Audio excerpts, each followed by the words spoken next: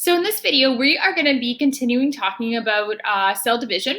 We're going to be talking about something that happens after cell division though, and we're going to talk a little bit about the idea of stem cells. So stem cells are often in the media. A lot of people don't understand what stem cells are though. So in this note, we're just going to focus mostly on the biology of stem cells, what they are, and where they might come from. So let's start with a couple of words that we're going to need to understand for stem cells. First term we'll start with is this idea of differentiation. So differentiation is big in biology. What it means is cell specialization that occurs at the end of a developmental pathway. So when cells divide, they end up looking just like their parent cells. However, after a cell divides, it can actually go through a process of specialization, and that's what allows all your cells to look different.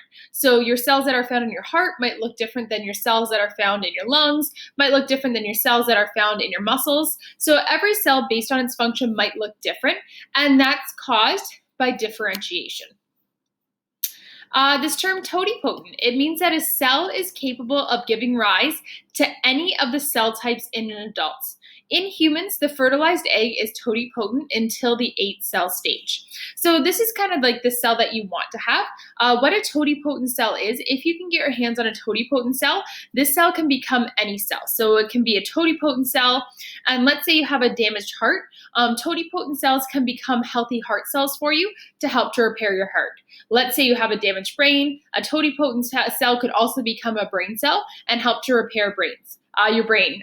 So the idea with totipotent is that it can become almost any type of cell in an adult. It's got total potential. Multipotent can give rise to several other cell types, but those types are limited in number. So multipotent is like a step below totipotent. It can be multiple different types of cells, but not any type of cell. A good example is a blood stem cell can develop into types of blood cells, but it cannot develop into brain cells. So it's stepped down that path of cell specialization. So it's slightly specialized. So it's within a category, but it can still become any cell within its own category. So let's take a little bit look at what this might look like.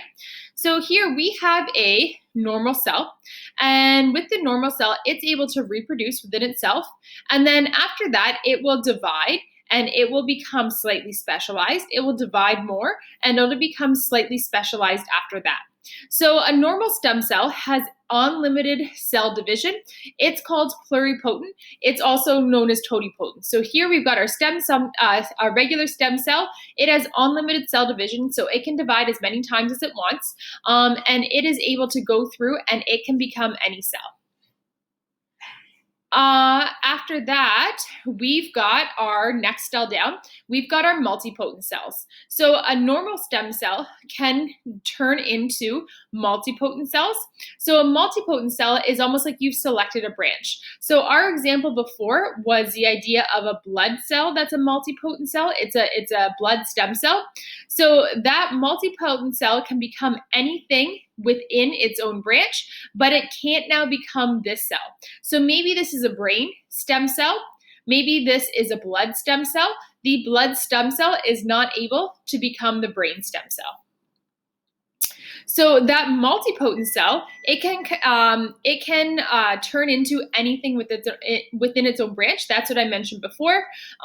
So it could be a blood cell, brain cell. It could be a differentiated cell. So anything that falls within this branch of the multipotent cell, it can become. It can't become these cells that are up here. So let's talk a little bit more about what a stem cell is in general. A stem cell is what's called an unspecialized cell. So it hasn't decided its fate yet. It hasn't decided that I am a bone cell or I'm a liver cell. It's able to self-renew without differentiating for extended amounts of time. So normally there's external factors that will influence a cell and will cause it to differentiate. So there's external factors during cell division that will cause a cell to specialize. Stem cells don't have those external factors. So they're able to go through cell division without actually differentiating, without actually specializing for a long period of time. There's different types of stem cells depending on where they might come from.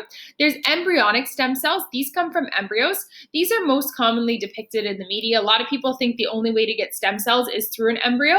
However, you also have stem cells in your body right now. They're in what's called stem cell niches. So I did put an activity linked in your D2L as well too that allows you to explore some of your different stem cell niches, where they might be and what type of stem cells they may create. And then there's also umbilical cord stem cells. So when you're born, in your umbilical cord, you also have stem cells there. So a lot of people will actually pay to have those umbilical cords stored to have access to the stem cells. Here, we've just got a depiction of where the stem cells might be. So here we have a blastocyst, like an embryo. And here within there, we actually have stem cells.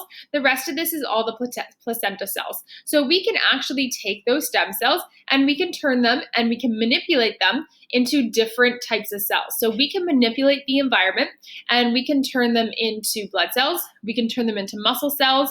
We can turn them into nerve cells. This is the same diagram. We don't need that. So let's talk a little bit about adult stem cells. Adult stem cells, those are the stem cells in your body right now. They have two characteristics. They are able to self-renew. So that means that they can actually go through and replicate as needed. So they can recognize that you need a certain type of stem cell and they can go through cell division and replicate themselves.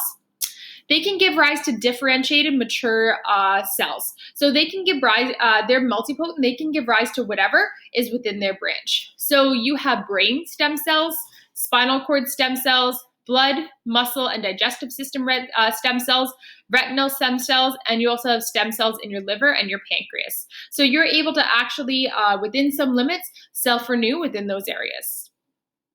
Umbilical cord stem cells, the umbilical cord, the blood within the umbilical cord is rich in cord blood stem cells, and those can be used to generate blood cells and cells of the immune system.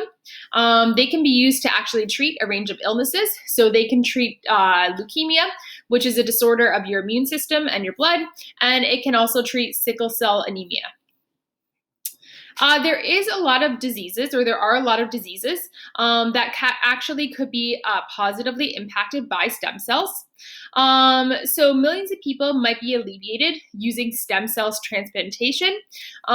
Diseases that might actually be helped by stem cells transplantation, autoimmune diseases, diabetes, osteoporosis, cancer. There's stem cell research surrounding cancer as well too, Alzheimer's and Parkinson's. So if we have access to stem cells, there is research that shows that transplantation technology will help a lot of these. Stem cell treatment could also help injuries. So for example, burns could help to replicate skin cells, spinal cord injuries, or birth defects. So stem cells actually can be useful. Now, hopefully you understand where stem cells come from, the fact that you have stem cells within your body, and some of the things that they might do. I did post an additional video about stem cells, what they are, where they might come from. Take a look at that and check out that stem cell niche activity as well too.